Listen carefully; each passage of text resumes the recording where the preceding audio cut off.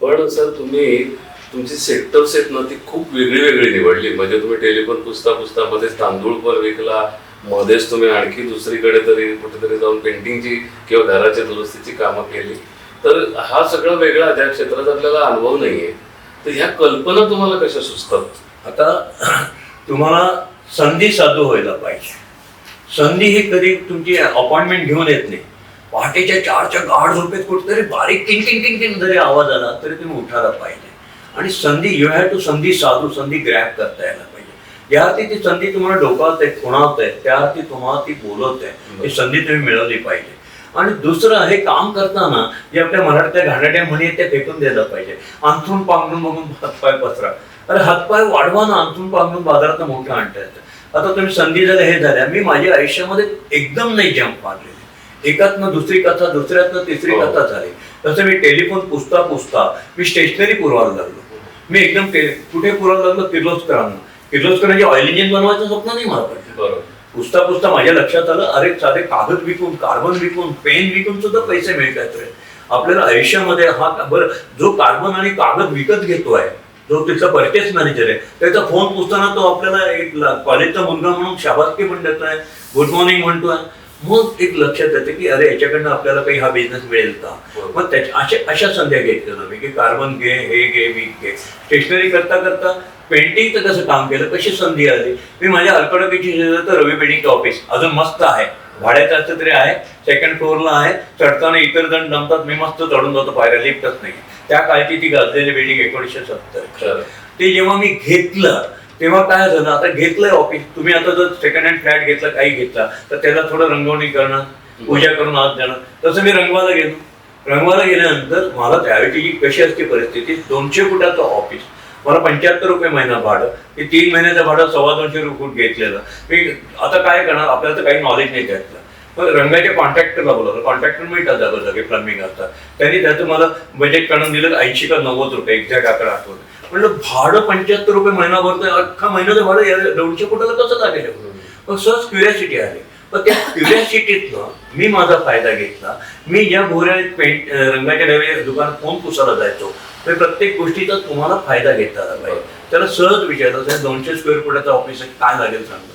त्याने मला हिशोब करून दिला, काय रंगवणार आहे म्हणून. मला तेही कळत नाही. ड्राय डिस्ट्रिब्युटर कळतं की तो नाही रंगवत. ऑइल बॉन्ड रिंगवा. ऑइल बॉन्ड किती लिटर लागेल, किती रुपये लागतील, किती दिवसात होईल, हजेरी काय लागतंय. त्याने सरळ हिशोब करून सांगितलं की साधारणतः तुम्हाला त्याने जे 80 रुपये बिल सांगितलं, त्यांनी मला हार्डली 20 ते 25 रुपये खर्च सांगितला. आता तुम्हाला 20-25 खूप गमतीशीर वाटेल, त्यावेळेला खरंच स्वस्त होतं सगळं. या सगळ्या गोष्टी स्वस्त होत्या. हे ज्यावेळेला सांगतात त्यावेळेला पेट्रोल होतं 1.5 रुपये लिटर, असं काय करतात त्यावेळेची गोष्ट सांगतात. 150. आणि मग मी विचार केला, अरे हा खूप प्रॉफिटचा धंदा आहे रे रंग आणायचा.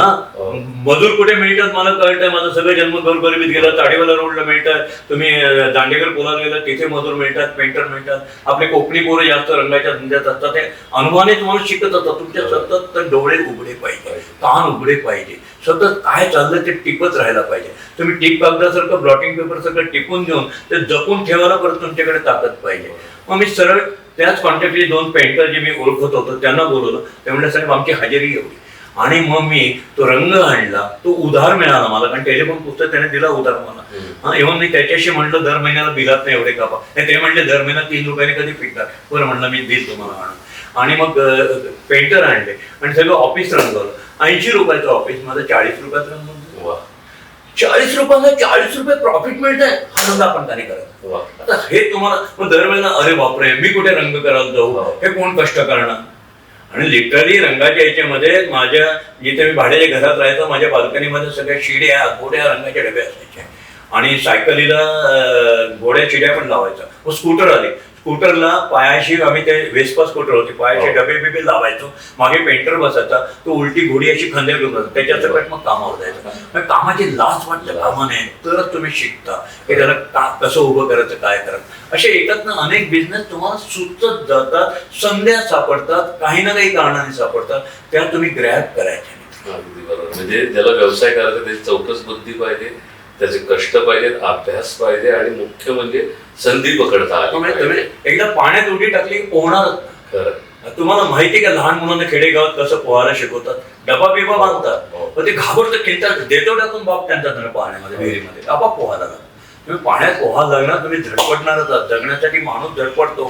त्या भीती बिझनेसमध्ये तुम्ही एकदा उडी मारली, अरे आपल्याकडे पैसे नाही आहेत, त्या दुकानदाराचे उधार पैसे द्यायचे, किंवा स्त्रीने मला 20 रुपये उसने दिले त्याचे परत करायचे, कॉशस खातो. तुमचं कॉशस, आणि त्याच्याकरता आई वडिलांचे संस्कार पाहिजे. तुम्ही ज्या घरात जन्मला त्याला की तुम्हाला हे पाहिजे.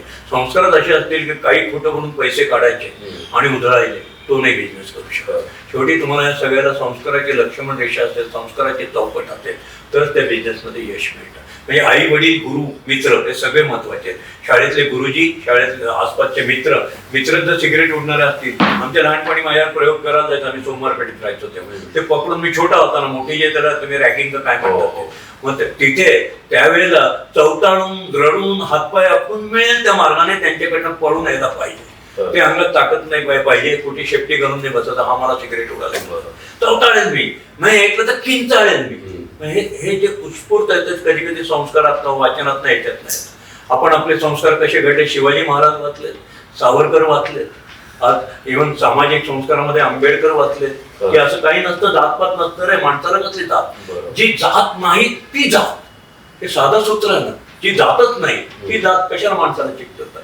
असे छोटे मोठे संस्कार कसबा पेठेमध्ये सगळ्या प्रकारच्या दलित पासून सगळ्या मित्रांच्या कष्टात वाढल्यामुळे आपाप निर्माण झाले. म्हणजे संस्कार कुठे कुठे होतात, शाळेत होतात, घरात होतात, आजूबाजूला होतात, परिस्थितीने होतात. श्रीमंत असतात तर श्रीमंतीतले संस्कार होतात. कष्टाला पर्याय नाही.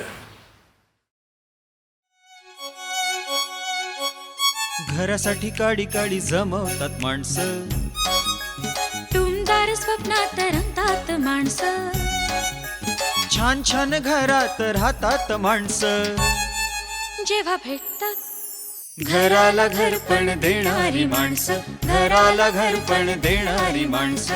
DSK घराला घरपण देणारी माणसं.